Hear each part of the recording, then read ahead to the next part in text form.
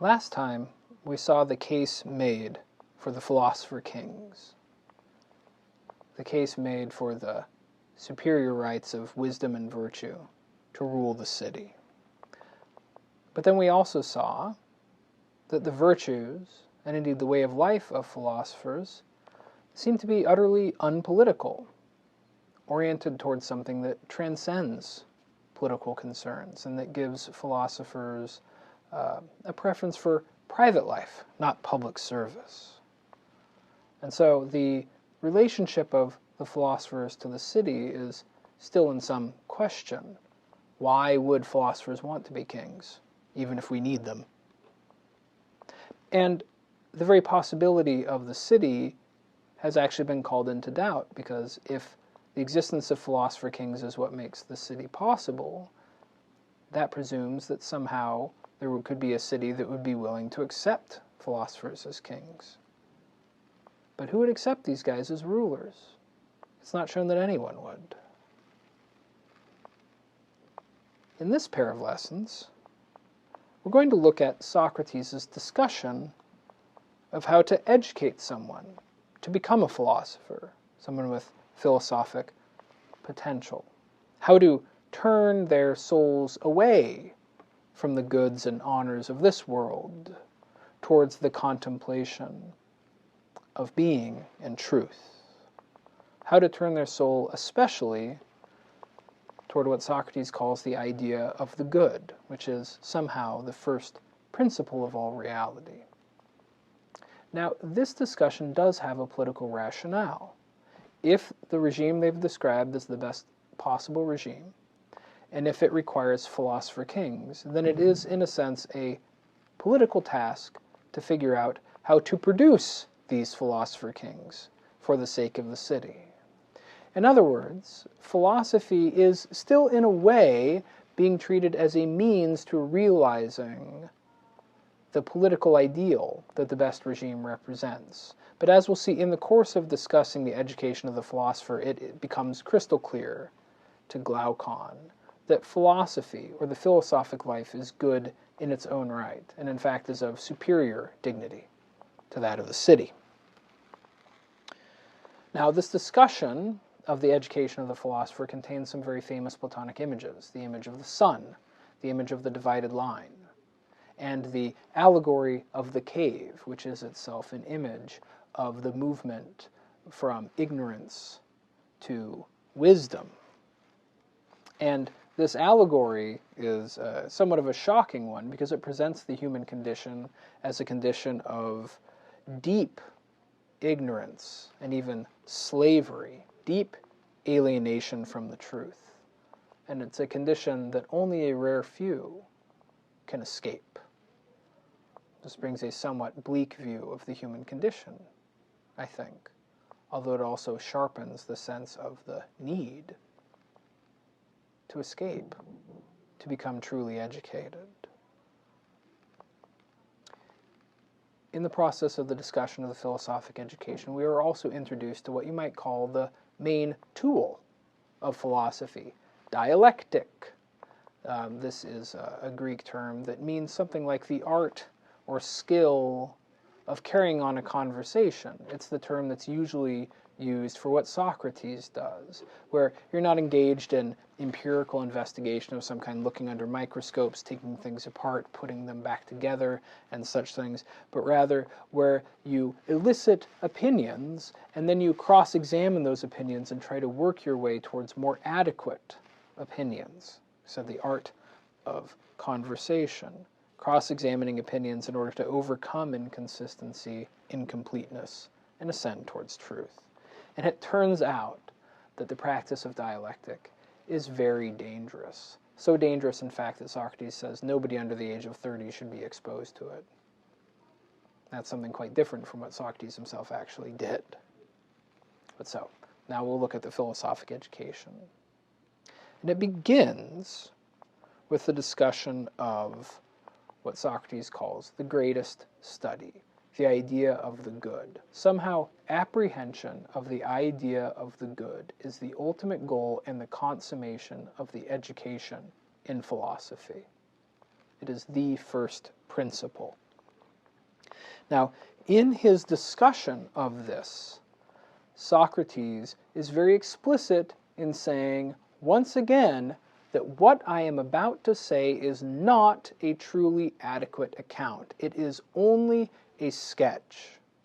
You remember in the discussion of the soul, he said, what we're doing here is not fully adequate. It's not fully precise. It's just a sketch, but there's another longer way around that one must go in order to understand the soul properly. Well, now, Socrates says that other longer way around is the pursuit of the knowledge of the good. But he won't provide that. Instead, he provides images and suggestions. So again, we see that as we reach one of the most important parts of the Republic, Socrates quite explicitly tells us that what he is giving us here is not philosophy pure and simple, but it's something preparatory and sketchy. It might provide some guidance, but it's not adequate in its own right. And we as readers, as individuals, would have to go further in order to follow up the train of thought that Socrates is proposing here. But so, he begins by talking about the greatest study, which is the consummation of the philosophic education. And it is the idea of the good. Here is what he says. And at this point, he's still speaking with Adeimantus. He says, "You have many times heard that the idea of the good is the greatest study, and that it is by availing oneself of it, namely the good, along with just things and the rest, that those other things become useful and beneficial. And now you know pretty certainly that I'm going to say this, and besides this, that we don't have sufficient knowledge of it. And if we don't know it, the idea of the good, and should have ever so much knowledge of the rest, without this, you know that it's of no profit to us, just as there would be none in possessing something in the absence of the good. Or do you suppose it's of any advantage to possess everything except what's good? Or to be prudent about everything else in the absence of the good, while being prudent about nothing fine and good?" And Adeimantus says, of course not, right? So the good is the greatest study, because we cannot truly know how other things are beneficial until we know what the good itself is. How can we know what makes a good law until we know what the good is? How do we know in what sense justice is good until we know what the good is? This is his argument here. So the knowledge of the good is the guiding principle, as he suggests here, of all of our other activity, including, of course, the activity of the rulers. But, as he points out, most opinions about the good are false. He says most people, the many, think that the good consists in pleasure. But that can't be right, because they'll also admit that there are good and bad pleasures. But if there are bad pleasures, then pleasure can't simply be good. So in the same way, there are more sophisticated sorts who say, oh no, the good's not pleasure. The good consists in prudence or wisdom. But if you press those people, what they really mean is prudence not about shoemaking or wisdom about art, but wisdom about what's good. So in other words, it's circular. They say that the good consists in prudence. What kind of prudence? Prudence about the good. Very well. But what is the good? We seem to be at a loss. And Socrates tries to get out of saying what the good is. But he does say nonetheless that even if we don't have adequate knowledge of the good, it is clear that the good is what we are always ultimately after. It's what the soul longs after. As he says, this, that is the good, is what every soul pursues, and for the sake of which it does everything. The soul divines that it is something, but it is at a loss about it, and unable to get a sufficient grasp of just what the good is, or to have a stable trust, such as it has about other things. So the good is what every soul is after. It's what we most deeply want. It is our highest desire, the ultimate goal of all of our actions, and we don't know what it is. That's where we are. But philosopher kings, in order to rule, must attain knowledge of that good. But Socrates refuses to say what it is. He claims that he doesn't have adequate knowledge of it, and he also says, and even without knowledge, I'm not going to give my opinion because you all would not be able to follow it. And he says this even though Glaucon intervenes at this point, takes over for his brother, saying, no, Socrates, you've taken us this far. You've got to tell us something about this. Don't stop now. And so Socrates agrees to give, again, a sketch. Not an adequate account, but a sketch. I'm not going to tell you what the good is, what my opinion about what the good is, Glaucon, but I'll tell you what it's like. And with that, he offers his famous image of the sun, where the idea of the good is, in the intelligible world, analogous to the sun in the visible world. And here's how it works. You have the world of the senses, and the world of the senses is presided over by the sun. And the sun in some way provides the power that makes the world of the senses possible. Likewise, the world of the ideas, the intelligible, immaterial world, is presided over by the idea of the good. He spells this out a bit. We have eyes, and there are objects that we can see, but our eyes cannot see those objects unless the sun provides light, whereby we can see those objects. So the sun is the source of the light that makes the visible world visible to us.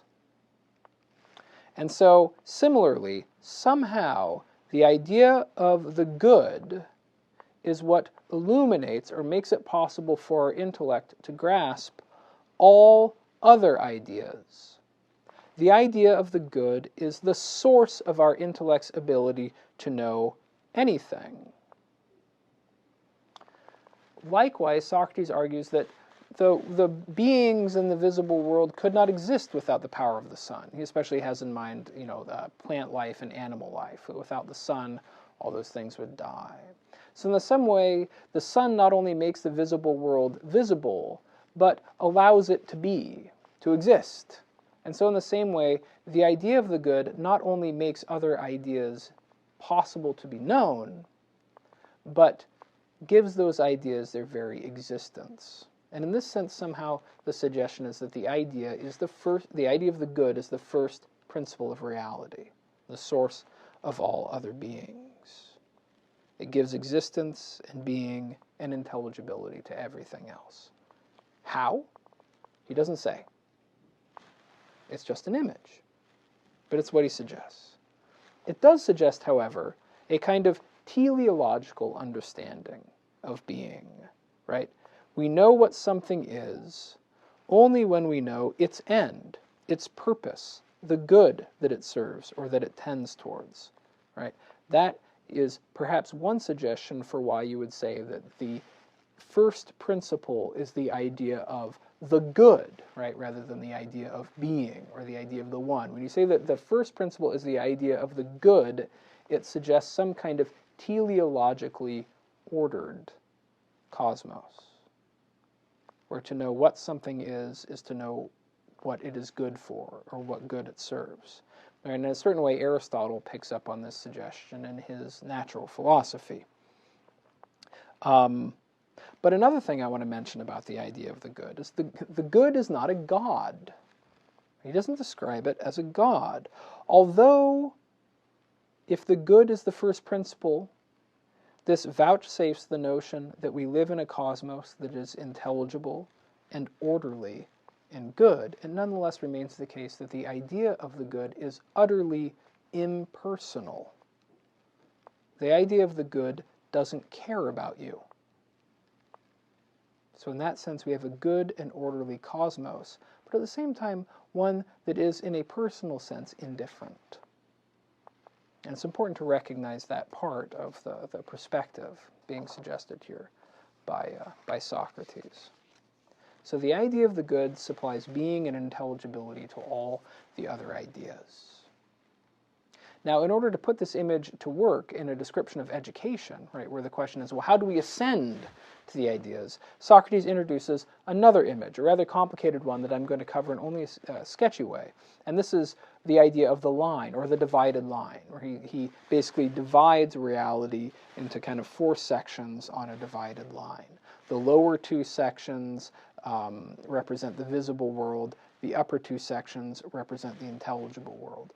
The image of the divided line provides a kind of model of education as an ascent from lower beings to higher beings, or from lower forms of apprehending the world to more adequate ways of apprehending the world.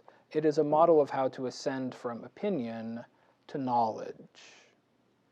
And the basic idea here is that going up the line consists in progressively recognizing kind of higher principles that render lower principles intelligible. So, for example, the world of the senses is given to us by the senses. It's just there, and we see all sorts of things in it.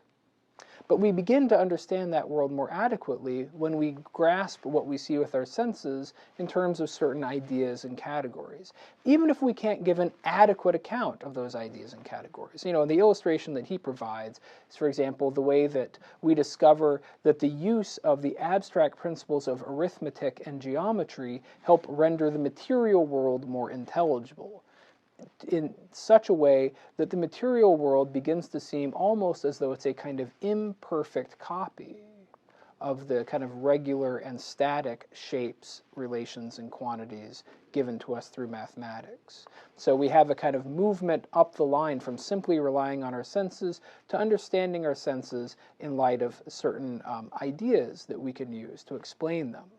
But to go to the very top of the line, to ascend to the ideas, is an ascent to first principles, where you don't rely, say, on deductive knowledge or mathematical knowledge, much less on mere opinion, but where you try to start with your opinions and work your way up to a fully adequate account of what each thing is. So instead of engaging in kind of deductive or discursive thought, you ascend to the point where your intellect can behold, as it were, first principles. And then the truly educated soul is then able to start with those first principles and then kind of move back down and understand everything else in terms of its intelligible relations to those principles.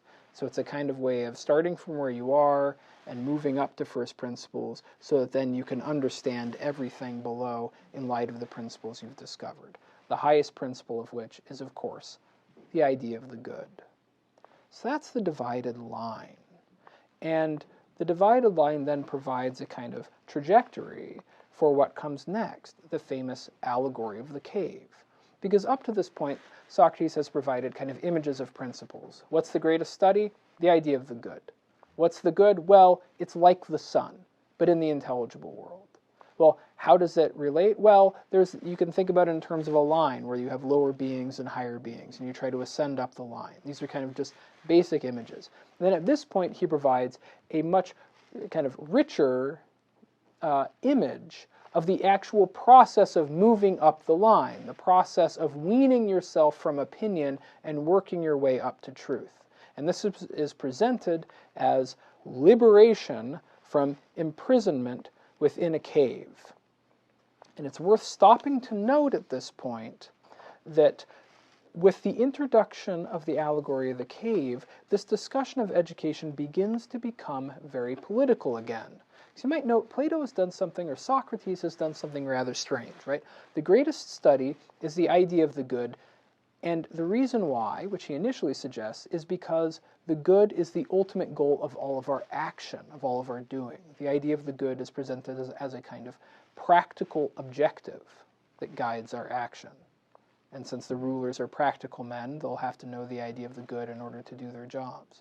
But then once he starts actually providing images to describe the good, he shifts in a way from talking about practical matters to talking about metaphysics and epistemology, right? Because this idea of the good becomes this impersonal first principle of being and intelligibility. All of a sudden, it seems utterly divorced from practical action of any kind. You can't possess the idea of the good. So what's going on here? Well, with the cave allegory, we begin to move our way back down to practical activity. Although I think you can kind of see what Socrates is up to, even though he doesn't say it, which is that he's saying everybody wants the good. People do not know what the good is. And the only people who know what the good is are the philosophers who are utterly devoted to the pursuit of truth for its own sake. And that somehow is the real good, even though that's not what most people are striving for. Most people are striving for other things that they conceive of as good, but it's in part because they are unaware of the whole dimension of reality that gives a true meaning to what we're doing. Something like that. But now, as I said, the allegory of the cave begins to become very political. Because he says we are going to give an image of our nature both in its education and in its lack of education. And he asks Glaucon to imagine prisoners in a cave below the earth, in chains. They cannot turn around or stand up. They can only face the back wall of the cave. Far, far back behind them, the cave is open to the outside, but is very, very far away, and they're utterly unaware of it. They're utterly unaware of anything other than what they see in the cave. They're chained and they face the wall, and behind them there is a kind of road with high walls, and behind that there is a fire burning. And this fire, this artificial light, is the source of almost all the light that's actually in the cave. And there are these mysterious people who pass back and forth on the road behind this partition. And as they pass, they hold up various images or artifacts of animals and other natural beings and of human beings and of human artifacts. They hold up these kind of copies of various things. And what they hold up casts a shadow on the wall that the prisoners are looking at. So they see all these shadow shapes going by. And because they cannot turn around, because they are unaware of anything other than what they see on the wall, they think that those shadows are reality. They think that those are the real thing. And that's life in the cave. Now, this is a strange image. I want to stop here before I move to the next part of it, because there's already some, you could say, good news and some bad news implied in this depiction of the human condition. The good news is that Socrates is suggesting that we do have some kind of connection with reality. The cave is not utterly sealed underground. There is a path out. The bad news is that it seems that the human condition is almost as far from the truth as you can possibly be. That we are, as it were, by nature, born alienated from the truth. Such that in this image, education becomes an image of liberation from the cave. To be educated doesn't just mean to learn stuff. It means to escape from prison and to recognize how alienated you've been from the truth. Now, I'll return in a moment to this question of why Socrates thinks that we are so far away from the truth, right? Because he says these men in the cave believe that the truth is nothing but these shadows of artificial things. They see shadows on the wall cast by artifacts being held by these mysterious puppet masters in front of a fire. And that's what they take to be reality. They're like 3 steps removed. Why? Well, we'll come back to that in a little bit. But let's look at, that's the image of lack of education. Let's look at the image of education. Socrates says, now suppose there's somebody in the cave who goes around and he releases one of the prisoners, liberates him, and stands him up, and turns him around, and forces him to look at the fire, and to answer questions about it, and about these artifacts being held up. And he says, this will be very unpleasant. Right? This prisoner who's been imprisoned all his life, he'll be dazzled by the light, he'll be blinded by the light, he'll be angry and annoyed at this person who's bothering him by standing him up and blinding him. It'll be an extremely unpleasant process. But let's say that this liberator, whoever he is, goes further and actually drags this released prisoner up and out of the cave and leaves him outside. Well, at first, this liberated prisoner is going to be miserable because he is utterly blind. He's never been in the daylight. He's not going to be able to see anything. But then over time, first by looking at shadows or reflections in the water, and gradually being able to lift his gaze, he'll begin to see the world around him. And as his eyes get stronger and he gets used to where he is, he will look around and actually begin to look up and see all the beings in the sky and the stars, and eventually he will be able to see the sun itself. And then he'll recognize and he'll realize that everything he knew before was a lie, was artificial, and that now he sees how things really are. And instead of being annoyed and vexed, he will be extremely grateful to the man who liberated him, because now he's in touch with reality. And not only will he be grateful, but he'll be so happy that he will have nothing but pity for those who are still in the cave, which just recently had been him. He will look down on the cave in the sense that he will no longer value the knowledge, the supposed knowledge that people have in the cave. He will no longer care about the honors that are given out in the cave. He would rather be dead than go back down into that cave, back down into that prison. And Socrates says, and if he did, a strange thing would happen. Because in the same way that it's blinding to move from darkness into light, it's also blinding to move from light back into darkness. So if this person were to be brought back down into the cave, at first he would be a very strange sight for everyone else there. He wouldn't make any sense anymore. He wouldn't be able to see what they see. He wouldn't talk about the shadows the way they talked about. In other words, they would think that whoever that guy was that liberated this person and took him out of the cave has corrupted him, because before he was normal and now he's a weirdo. And if they can, Socrates says, the other cave dwellers would seize the person who had liberated this cave dweller and would kill him. Now, clearly anybody who knows anything about Socrates sees that this is an image of Socrates in a way. This liberator who gets people out of the cave is Socrates. The initially unpleasant and vexing way that he does it is through dialectical cross-examination, whereby people are forced to think about their opinions for the first time, and don't like doing that, and don't like being contradicted. And when some people become converted to the philosophic way of life by Socrates, other people around them think that Socrates has corrupted them, has turned them towards a useless or corrupt way of life. And of course, we know that Socrates was ultimately executed by Athens for corrupting the youth. So this mysterious liberator in the cave is no one other than Socrates himself, and the means of liberation is dialectic. But Socrates draws an important conclusion from this image, or you might be better to say he uses the image to illustrate an important point, which is that education is not what people oftentimes think it is. There's a kind of popular image of education in his day and in ours, that education consists in basically just sticking knowledge inside people's heads. You didn't have it before, here it is. It's like knowledge is filling up space with little knowledge bits. And Socrates says that's not education at all. Just as we have eyes, which give us the power to see, but which don't work when we're in darkness, just so our minds have the power to know, but what we're able to apprehend depends upon our orientation.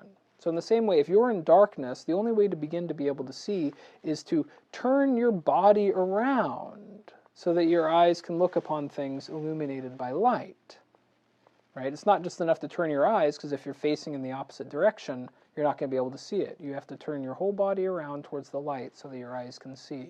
So in the same way, he says, the art of education consists in turning the whole soul around, away from becoming, away from the world of the senses, away from the cave, away from opinion, and towards apprehension of the ideas and the idea of the good. So education is the art of turning the whole soul around, as he says, from becoming towards being, from the sensible world towards the intelligible world. Why the whole soul? I think probably because of the following. We've seen this already. the fact that it's difficult to learn things is not the only obstacle to knowledge. There's also the fact that we have many passions and desires which guide us in life and which fix us and connect us to particular goods and particular things. We don't just have opinions in some kind of impartial way. We have passionate opinions about things that we care about. And those passions and desires and the opinions that support them and that arise from them can be great internal obstacles to a genuine pursuit of the truth. Because a genuine pursuit of the truth requires the willingness to subject to cross-examination every opinion we have, however dear, and to reject any opinion that cannot be justified, however dear. And that is a process that is not merely intellectually difficult, but even more so, you could say, emotionally difficult. So for your intellect to apprehend the truth, your whole soul, your passions and desires must be ordered in such a way that what you care about above everything else is simply knowing the truth, regardless of what it is. That's what it means to turn the whole soul from becoming towards being. You have to be willing to let go of your previous attachments and opinions. In the next part of this lesson, I'll talk about the way that Socrates applies this image to the philosopher kings, and then we'll discuss the curriculum that potential philosopher kings will have to follow in the city and speech, and we'll conclude by looking at Socrates' final statement about how the city and speech can be founded.